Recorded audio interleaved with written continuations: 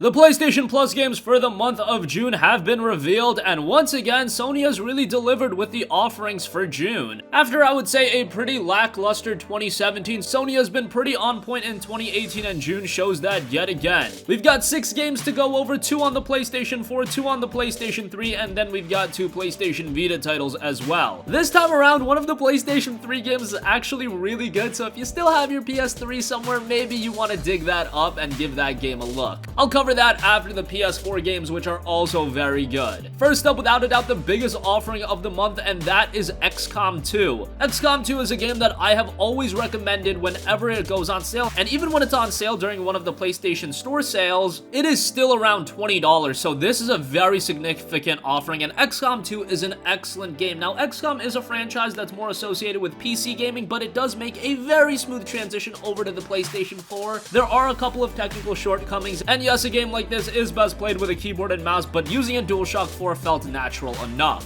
If you played XCOM Enemy Unknown, XCOM 2 is a lot more of the same. On top of that, XCOM Enemy Unknown was released on the PlayStation 3, but XCOM 2 does build upon the fundamentals that Enemy Unknown set out. There is an expansion to XCOM 2 available as well. That, of course, is not being given, so that's a little unfortunate, but hey, I might be asking a bit too much if we got XCOM 2 and the expansion. I believe when that bundle is on sale for all the XCOM 2 content, it's usually like $40-50, so I wasn't really expecting to get all of that. But XCOM 2, a very good tactics-based game. The story takes place after XCOM Enemy Unknown. 20 years have passed since humanity lost the war against the alien invaders, and now there's a new world order in Earth, and you're trying to rebel and rise up and eliminate the alien occupation of Earth. Pretty standard storytelling, but the game itself is very engaging, very immersive. A little bit of a learning curve attached to this one, but you do have a variety of different difficulty modes. Personally speaking, this is a game that's really engaging when you play on one of the harder difficulties. Yes, you might get frustrated, but that's what makes XCOM 2 all the more exhilarating. When you're actually on your toes and every little tactical decision matters, that's when this game is really at its best, because if you're playing at one of the easier difficulties, you can make stupid little mistakes and really not be punished for it. But if you're playing at a harder difficulty, all of the tactical decisions you make, every little piece of positioning and everything like that matters tremendously. But it's not like it's an unfair experience, it's just an experience that you do have to use your head and be in tune to at all times. And isn't that how a war against a mass alien army should be? That's my personal opinion, but of course, if you are new to a game like XCOM 2, maybe you should start out with an easier difficulty and then work your way up. There's a lot of replay value in the game, and it's a game that you can spend a lot of hours in. So great to see Sony gave a game like this during the start of many gamers' summer break, because this is a game you can invest a ton of time to, and like I said, there is an expansion, so if you enjoy the game, you can check out that as well, but it is kind of expensive, so bear that in mind. The time has come to conquer our last remaining frontiers and lead the resistance to victory on all fronts.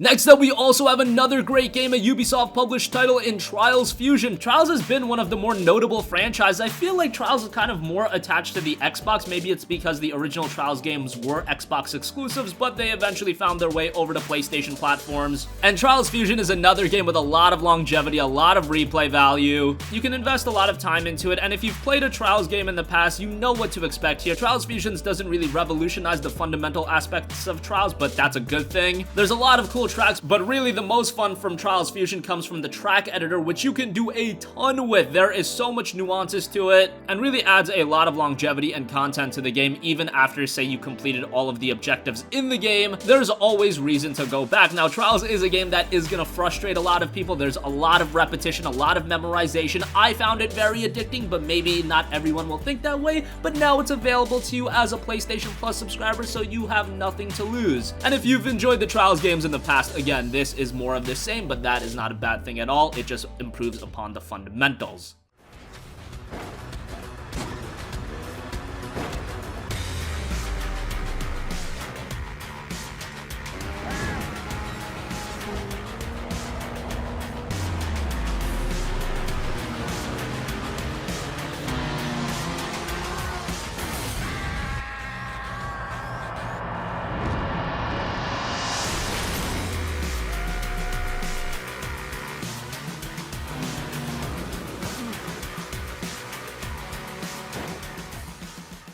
So those are the two PlayStation 4 games. Honestly, I would say that's an absolute home run. Again, XCOM 2 typically goes for around $20 during a sale. I believe the exact price is $19.79. So to get that as a PlayStation Plus title, that's very significant. If you're crafty about it, you're paying around $4 and change for PS Plus every month, because if you buy a 1-year subscription when it's on sale, it works out to about $4 and change. So you just get XCOM 2 for that price. That is fantastic. And Trials Fusion is another game that's around $5 to $10, so another great offering. So those are the PlayStation 4 games. I'm sure that those are what you guys mainly care about, but of course, until early next year, you are still getting some PlayStation 3 and PlayStation Vita titles, and there's one PS3 game that I really want to talk about, and that's Tom Clancy's Ghost Recon Future Soldier. Now, my exact memory of Tom Clancy's Ghost Recon Future Soldier is a little bit foggy, as it was a game released all the way back in early 2012. I believe we just passed the 6-year anniversary of this game actually being released, so kind of timely that they did offer this game as a PlayStation Plus title. It's a pretty good cover-based third-person shooter with a futuristic setting, as the title would suggest, and it's got a pretty interesting story as well. Now, there was a multiplayer component to it. I don't know if it's going to be a little bit more active now that it is a PlayStation Plus game, but I wouldn't be expecting a very engrossing multiplayer experience out of it in 2018. But hey, the single player is still very much worth checking out. So again, if you do have a PlayStation 3 somewhere available and Tom Clancy's Ghost Recon Future Soldier interests you, I would recommend you to hook it back up, give it a download, and try the game out, because it is a lot of fun, and I enjoyed the single player component enough where I can recommend it even if the multiplayer isn't anything engaging, because there's probably not a lot of people online.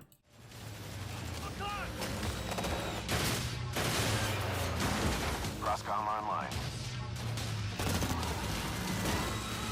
Drone inbound. Undetected. Engage all targets. If you got a kill, do it quiet.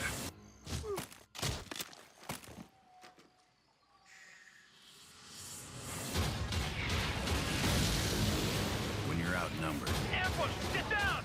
and the most advanced arsenal is at your disposal, fighting fair Sensor deployed. just isn't an option. Enemy location up an AR.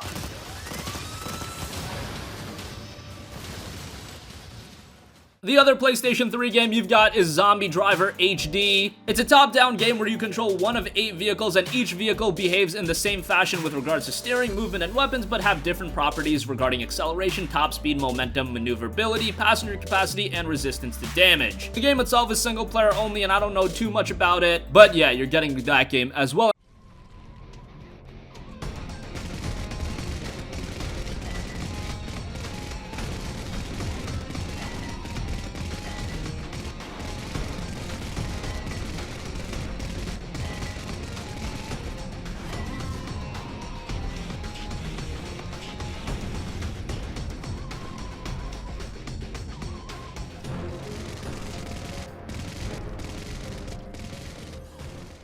Rounding the lineup out, you also have Atomic Ninjas for PlayStation Vita, which is a multiplayer action platformer with 8 distinctive characters, 6 weapons and gadgets, 8 super abilities, 6 arenas, and it touts that they're full of danger, moving platforms, traps, and hiding places that become your playing field where you can hunt and humiliate other players. Game modes include Deathmatch, Capture the Flag, and Treasure Hunt. Game typically goes for $9.99, but you will have it on your PlayStation Vita if you are a Plus subscriber.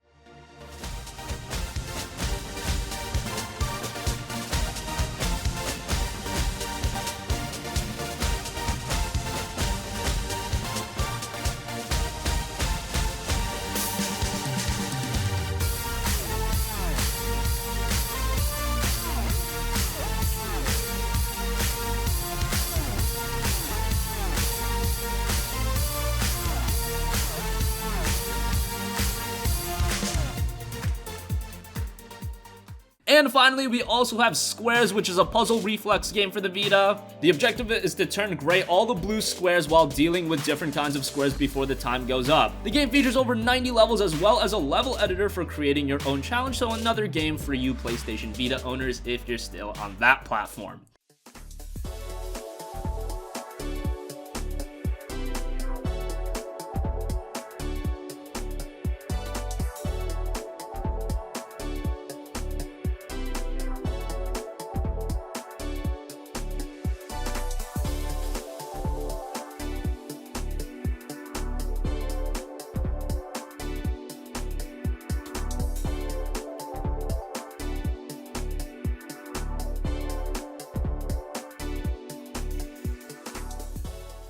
So those are all of the games being offered to PlayStation Plus subscribers for the month of June. I would say a very good month, not as good as the month of March. I think that's just gonna be really hard to beat. I mean, March we got Bloodborne and Ratchet & Clank, two of the best PlayStation 4 exclusives this generation. It's just gonna be hard to top that. I'm not expecting something like that every month, but a month like this where we got XCOM 2 and we got Trials Fusions, we've got a good PlayStation 3 game in Tom Clancy's Ghost Recon Future Soldier. Again, if you're paying $4 and change for PlayStation Plus every month, I think this is an excellent month. From personal experience, I have to say, give XCOM 2 a look. A little bit of a learning curve for those of you that aren't familiar with the XCOM games, but a lot of content there, a lot of reason to get invested. And if you're up for the challenge, like I said, play at a harder difficulty and you will get a ton more enjoyment out of that game. So let us know what you think. Are you happy with this month or are you a little bit disappointed? Sound off with your thoughts in the comment section down below. Thank you for watching and goodbye.